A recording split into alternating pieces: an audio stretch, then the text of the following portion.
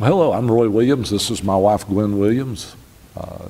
Been members of First Cumberland Presbyterian here in Rogersville for over 20 years, around 20 years. Been married 32 years.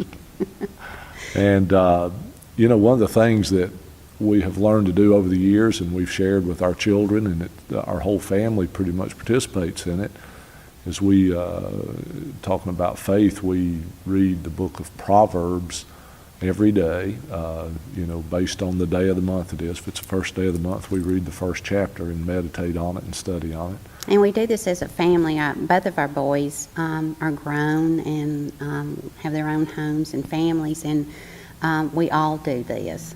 I guess one of the most humbling things for me is once a month I get to teach the folks class, and that's the older couples, the older generation, and it humbles me because I always feel like they ought to be teaching me, but it's been a good experience. It keeps me focused.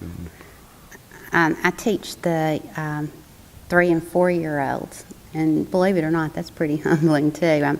I thought this morning when we were reading about the prodigal son, I'm reading a book right now, Everything I Know I Learned in Kindergarten. Well, everything that I know as a Christian I learned in Sunday school. And I don't think people really know how important Sunday school is for children, because it sets that foundation, and for adults too, because those stories kind of resonate in your everyday life. I think people would be surprised to know that that Roy and I, in our business, seek out people who are in halfway houses, and we bring them into our business and give them that next chance. I think that society thinks that Christians live this heyday life. We don't. We deal with addictions in our families. We deal with anger in our families. We deal with everything that everybody else does that are not Christians. I think we handle it differently because we try to give it all to Christ, and sometimes we don't. We try to handle it on our own. It's a day-to-day battle, and the only thing that separates us is grace.